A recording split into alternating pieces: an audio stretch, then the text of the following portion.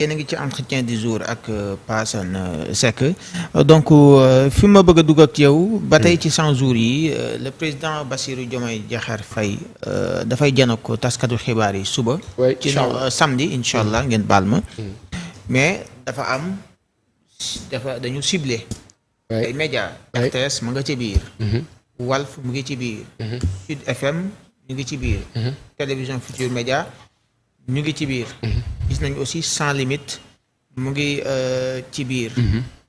Pourquoi absence su yeneen médias yi. alors man ce qu'on m'a fait savoir c'est à tour de rôle. qu'il y aura encore d'autres rencontres avec la presse. D'accord. Et c'est ce qui est super. Nous on le disait depuis le début, depuis le premier conseil des ministres, que monsieur le président de la République, il faut au moins, vous avez 12 mois.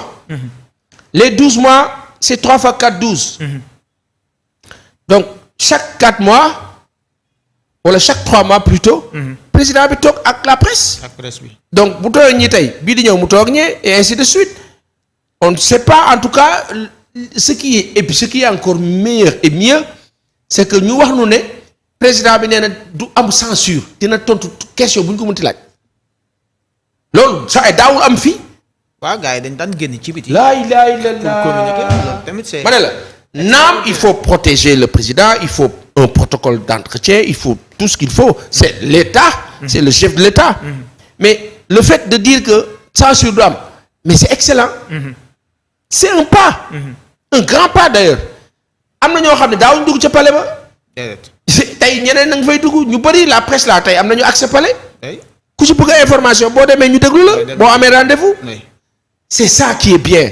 Et quand moi je vois cela ma gis li ñu dund ak nguur bi passé non ñooñu di génnaat di ko ubbi pour yàqal ñii non mais on a envie de se mettre en bouclier et de dire non basta.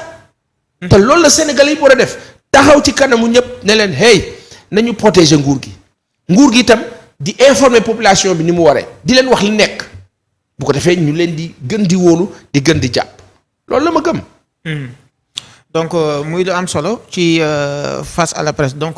et puis que nos confrères à la presse sénégalaise am nañu confiance ci ñoom que gars yi waxtaan ak président bi sur les vraies questions de développement.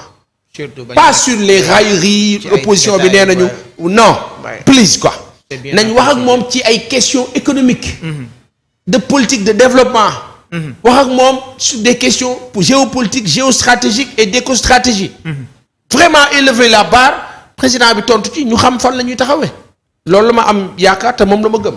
waaw loolu quand même ñiy toog ci kanamu président war nañ ci bàyyi xel bañ a dugg ci ay détails yoo xam ne dañ ciy attardé wu donc dañuy waxtaane ANSD ci seen lim bi nga xam ne def nañ ko ba pare mais dañu saytu ne étranger yi lim bi ñu joxe ak li ñuy gis ci dëkk bi wuute na parce que dafa mel ni étranger yi moom boo xefee sax ñu ne ñoo xaw a tolloog sénégalais yi fii mais est-ce que jotul nag nguur gi fi nekk wane boppam dëggantaan ci wàllu politique ci wàllu diplomatie xoolaat Sénégal ñi fi nekk ñan ñooy sénégalais ak ñan ñoo ko doonul naka la ñuy def ba ñu dul sénégalais mën a dugal dara ci réew mi. waaw man dama am benn gis-gis. moo di ne dafa am ay sujet ak ay questions yoo xam ne buñ kaa lijjanti. soxlawul débat soxlawul bruitage. Ce sont juste des mesures. C'est comme quand on parle des cartes de séjour ça et là pour les uns et les autres. Je dis mais xulil man maa moom sama dëkk. yow gan nga fi décision bi ma jël. yow sa avis du compter. mën naa nag seet lu rafet ma gérer ko ak yow mais bu ma xoolee ni que vraiment da nga nekk gan boo xam ne da nga ëppal da nga cekket da nga nekk koo xam dafa xaw a doy waar li maa def xam nga la mu doon.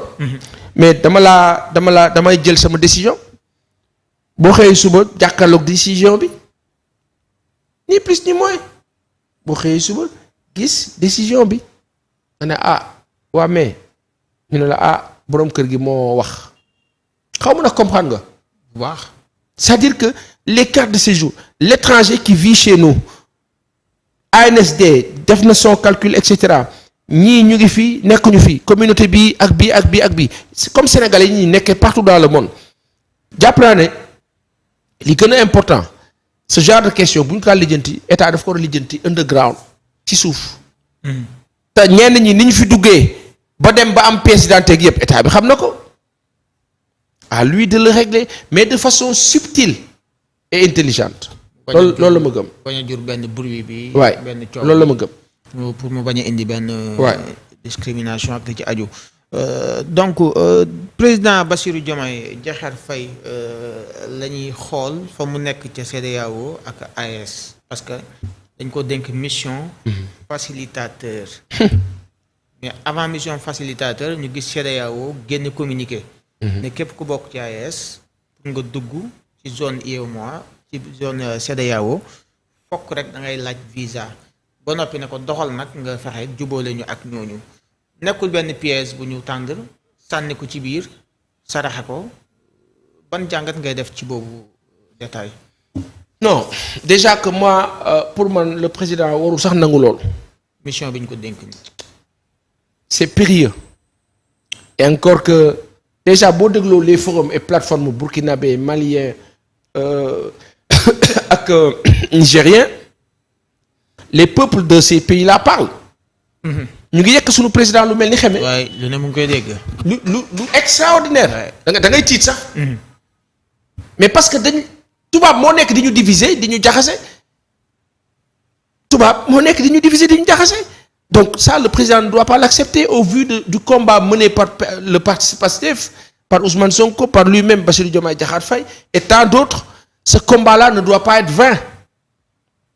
Donc, le fait de continuer à vouloir s'allier avec la CEDEAO, ouais, il faut qu'on comprenne que... Mais lolo, mais li muy yàqal Sénégal kenn xamul nu mu toll. Li muy yàqal président bi kenn xamul nu mu toll. Mais hélas, dugal nañ ko foo xam ni l'alliance des États du Sahel ñooñu de li ma déglu Ibrahima Diop Abdoulaye Diop ministre des affaires étrangères du Mali. ni ma déggee mu waxee ka ñooñu lijjantiwuñ kuy ñëw naan leen da ngay dellu CEDEAO de. Le Mali avait plus d'1 million de kilomètres carrés. Qu'est-ce qui s'est passé? Il y avait 5000 soldats français. Pendant 11 ans mënuñu éliminer terroristes.